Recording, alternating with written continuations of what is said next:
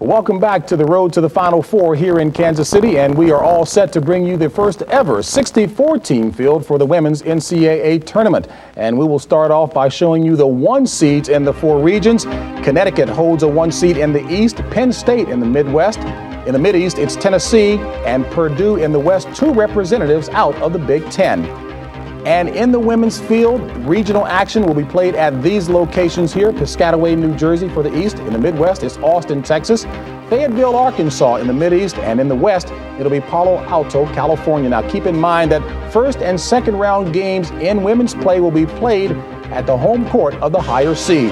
All right, let's get you started in the East. The 1 seed there, as we mentioned, Connecticut. The Huskies, the Big East champions, will host the Brown Bears. Defeated Dartmouth today in an Ivy League playoff game, so Brown is in. The 8th seed, Virginia Tech. First appearance ever for the Lady Hokies, who will host Auburn. Joe Champy's team strong defensively always. The 5th seed, the Lady Knights of Rutgers. The Atlantic 10 Conference representative will play host to Western Kentucky. The Lady Toppers, a record of 23-9. Southern Mississippi is in, lost in the Metro Final to Virginia Tech, but have an impressive 24-4 record. They will host Tennessee State.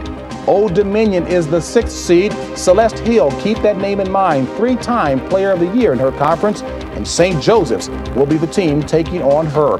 North Carolina Tar Heels are the 3rd seed, won the ACC tournament, and enter the field of 64 with a record of 27-2. Georgia Southern, the opponent. The number 7 seed, Notre Dame, won the MCC tournament with a record of 22-6, and Notre Dame will host Minnesota out of the Big Ten.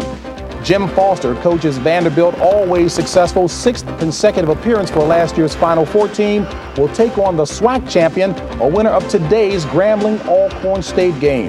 Now we move on to the West. Games played on Wednesday as well. The 1 seed, as we mentioned, Purdue, Lynn Dunn's team, outstanding job, will host Radford, first ever appearance in the NCAA tournament. The 8th seed, Washington Huskies out of the Pac-10 Conference, will take on first-time tournament appearance for Boise State.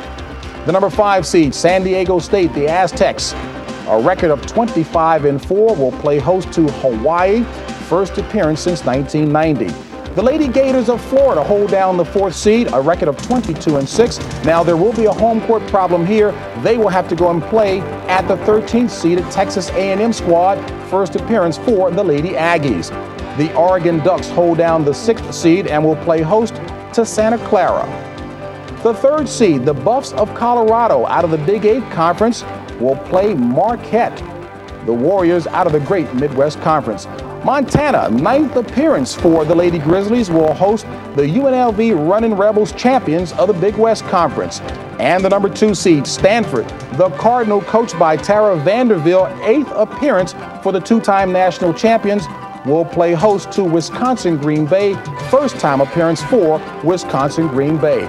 And when we come back to Kansas City, we'll bring you the rest of the field for the women's NCAA tournament, and we'll do that after this.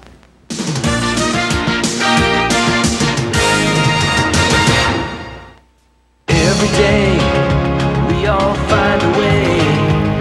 A promise made, a promise kept, giving it our best. Napa, we're the most complete source for auto parts, and all Napa parts are backed by a nationwide warranty program. No wonder more Americans trust Napa to keep their vehicles running. We keep America running. We keep America running. Without knowing, American businesses wasted $1 billion last year by using the wrong long-distance company. $1 billion that could have been reinvested in those businesses.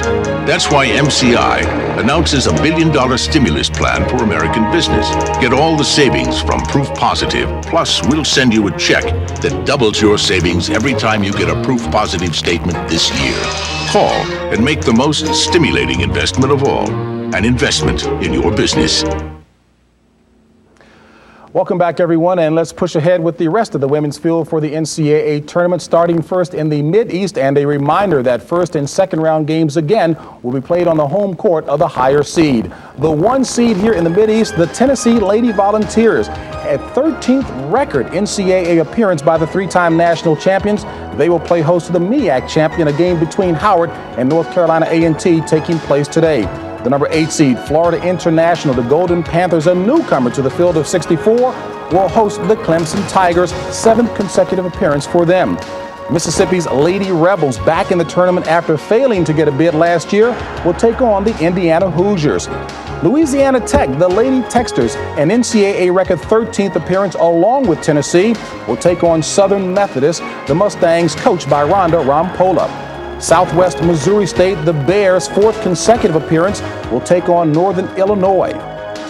Debbie Ryan's Virginia Cavaliers, the ACC regular season champions, will play Loyola, Maryland, the Lady Greyhounds, out of the Metro Atlantic Athletic Conference. The 7th seed, George Washington, coached by Joe McEwen, 3rd appearance in 4 years, taking on Alabama Birmingham out of the Great Midwest Conference. Southern Cal, coached by Cheryl Miller, she's just the 3rd person ever to play and coach in the NCAA tournament. Her team will face the Pilots of Portland. And finally, on to the Midwest, the 1 seed there, Penn State, 12th appearance for the co-champs of the Big Ten, hosting Fordham. The Lady Rams are on a roll, having won 14 of 17 entering the tournament. Stephen F. Austin, the 8th seed, will play the 9th seed at Kansas Jayhawks, coached by Marion Washington, 3rd consecutive appearance and 5th overall for Kansas. Jody Conrad of Texas, her middle name is Success, 12th appearance for the Longhorns, who will play Oklahoma State out of the Big 8. Seton Hall, congratulations to Phyllis Mangina, 1st appearance ever for Seton Hall. They will take on the Vermont Catamounts. A tip of the hat to first-year coach there, Pam Borton. Alabama Crimson Tide gets in as an at-large team with a 22-6 record, playing Oregon State. And the 3rd seed, Vivian Stringer's Iowa Hawkeyes, another big-time coaching name in women's basketball. She will take on Mount St. Mary's of Maryland.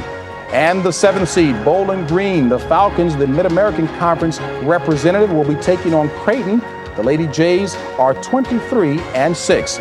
And the number 2 seed, Texas Tech, the Lady Raiders, last year's national champions, will be playing host to the Missouri Tigers. What a story there for Missouri. Won the Big 8 tournament as a 7th seed with a record of 12-17.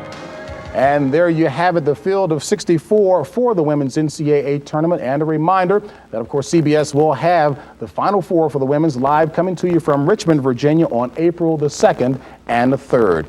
And when we come back, CBS women's basketball expert Ann Myers will join me as we have a conversation with Linda Bruno, the chair of the NCAA Women's Basketball Committee.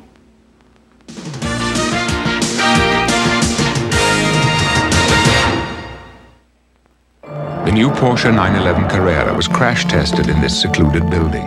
To Gerhard Royce, who tunes the radical new suspension. To Ivanka Madsen, who stitches a cabriolet top that takes 14 hours to make. And to Stepan Rebrovich, who builds the more powerful engine by hand. This building was the perfect place for these crash tests. Why? Because it meant they didn't have to watch.